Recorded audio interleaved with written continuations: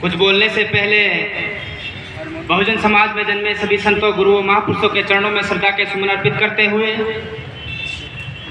सामाजिक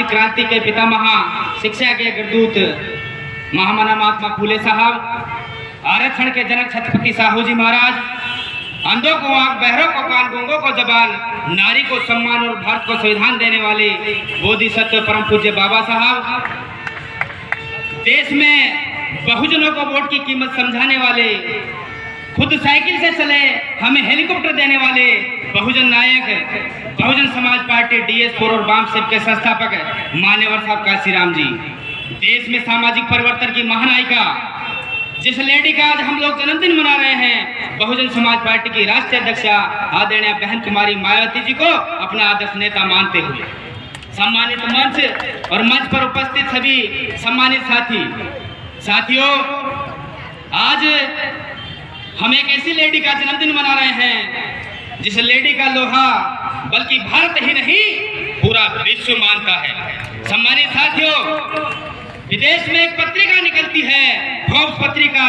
उस फोर्ब्स पत्रिका के पत्रकार ने सर्वे किया, 100 देशों का सर्वे किया सम्मानित साथियों, और सर्वे करने के बाद में सर्वे का विषय था कि पूरे विश्व में सबसे ताकतवर महिला कौन है। सम्मानित साथियों, जब सर्वे किया गया तो सबसे पहले स्थान पर जिस लेडी का हम लोग आज जन्मदिन मना रहे हैं, उस लेडी का प्रथम स्थान पर नाम आता है।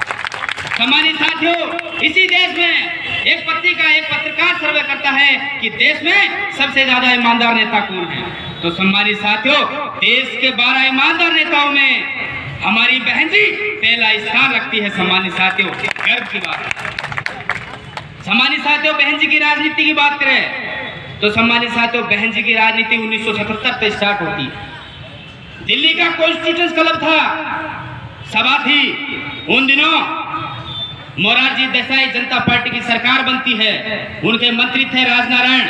उन्होंने 3 दिवसीय मीटिंग बुलाई और उनकी मीटिंग का विषय था कि जाति को कैसे समाप्त किया जाए।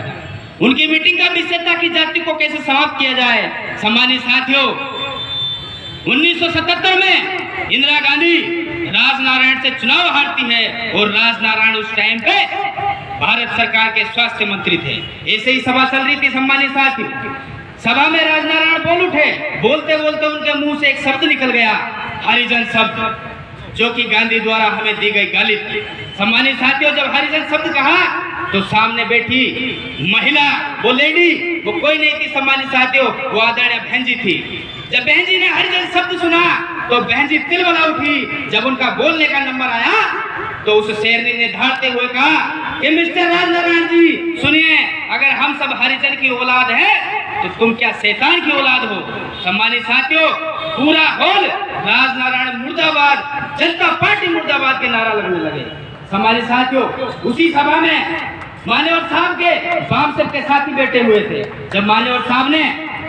जब वाम सेव के साथियों ने मान्यवर साहब को बताया कि साहब वो लड़की है फलानी फलानी, और आज उसने राजनारायण की सिट्टी पिट्टी गुल कर दी।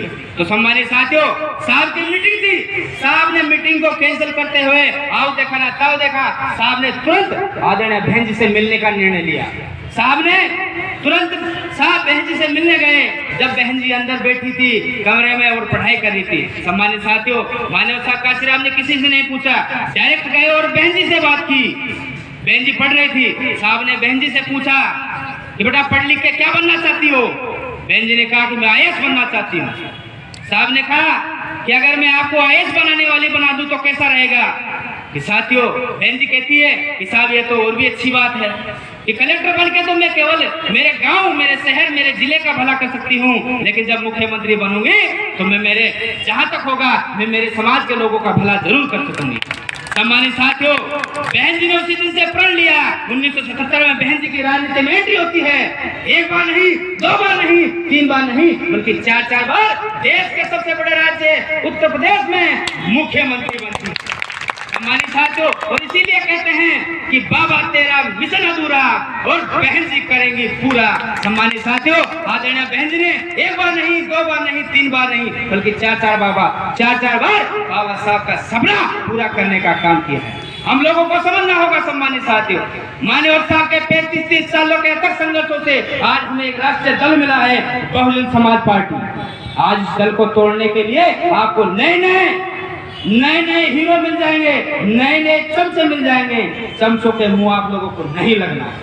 मान्यवर साहब का सामने कहा है कि चमचों के मुंह मत लगना। चमचे विरोधियों पार्टियों के हाथों खेलने वाले खिलौने होते हैं। चमचे जानते हैं साथियों, कुछ बड़े चमचे होते हैं, कुछ छोटे चमचे होते हैं। चमचे की कोई जान पहचान नहीं होती है। चमचे को चाहे गर्म में डाल दो, चाहे ठंडे में डाल दो, उसका काम केवल घोलना और मिलाना होता है। तो सम्मानित साथियों, चमचों से उलझना मत, क्योंकि हमारी लड़ाई चमचों से नहीं है, हमारी लड़ाई उन लोगों से है जिन लोगों में ये चमचे हैं। हमें उन हाथों पर प्रहार करना है जिन हाथों में ये चमचे हैं। अगर हम उन हाथों पर प्रहार करेंगे तो चमचे अपना आप गिर के हमारे पास आ जाएंगे।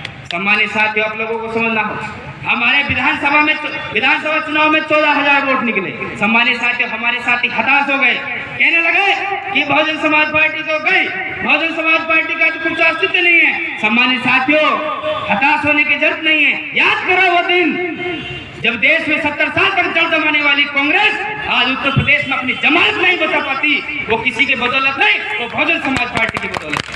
सम्मानित साथियों, याद करो जब अटल बिहारी वाजपेयी की जब माननीय बहन जी ने एक वोट से सरकार गिराई थी, तब अटल बिहारी वाजपेयी की जब सरकार गिरी तो अटल बिहारी वाजपेयी संसद से बाहर निकल के बाबा साहब की स्टेचू के सामने रो पड़े, बाबा साहब की स्टेचू के सामने रो पड़े और कहा कि आज अगर मेरी सरकार गिरी है इसका जिम्मेदार सिर्फ अम्बेडकर है। वो किस लिए हैं? वो कहने लगा कि कल तक की जो अम्बेडकर की नालायक औलादें थी उन्हें हम छोटा मोटा प्रलोभन लालच देकर के खरीद लेते थे, लेकिन आज की जो अम्बेडकर की लायक औलादें काशीराम और मायावती मेरे उंगली का इशारा समझ के इस देश की संसद में घुस चुके हैं और आज मेरी 13 महीने की सरकार की इसने 13वीं कर दी है। सम्मानित साथियों, आप लोगों को समझना होगा।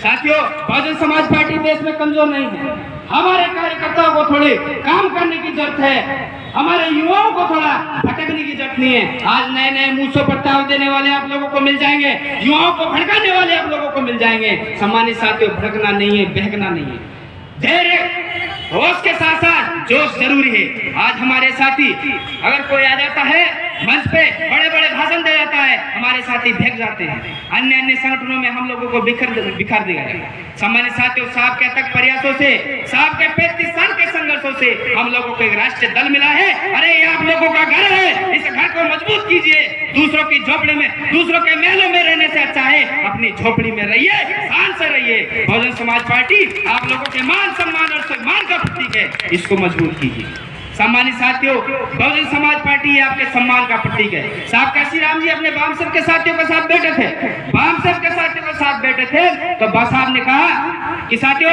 आज चलते हैं गंगा किनारे, चलते हैं गंगा किनारे अपना तंबू लगवाइए। सम्मानित साथियों, साहब ने साथियों से कहा, सम्मानित साथियों, साहब ने साथियों से कहा कि जाइए गंगा किनारे अपना तंबू लगवा दीजिए। साथियों, जब साहब के साथी थे वो बौखला गए कि साहब को आज क्या हो गया, तो गंगा किनारे कौन सा तंबू, गंगा किनारे क्या काम आ गया, हमारा तो मिशन ही बहुजन है और हम गंगा किनारे क्यों जाएं। लेकिन साहब ने कहा कि चलिए, पहले साहब के कार्यकर्ता थे वो सक्रिय कार्यकर्ता थे, बात मानने वाले कार्यकर्ता थे। तो सम्मानित साथियों, उन साथियों ने, साहब के साथियों ने गंगा किनारे तंबू लगा दिया। सभी साथी गंगा किनारे निकल गए। जाने के बाद में एक ही साहब के कार्यकर्ता ने पूछा कि साहब अब क्या करें, साहब अब क्या करें। तो साहब ने कहा कि तंबू लगा दिया, सब अंदर चले, सब अंदर चले गए।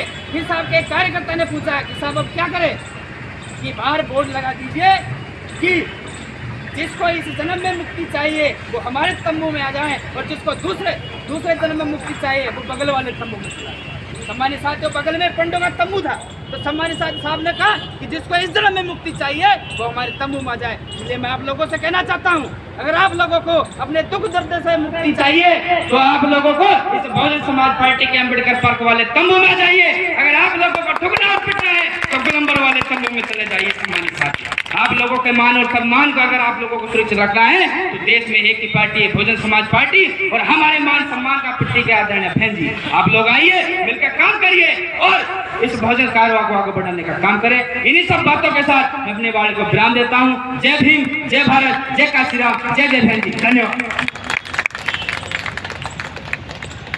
धन्यवाद बोध जी। अभी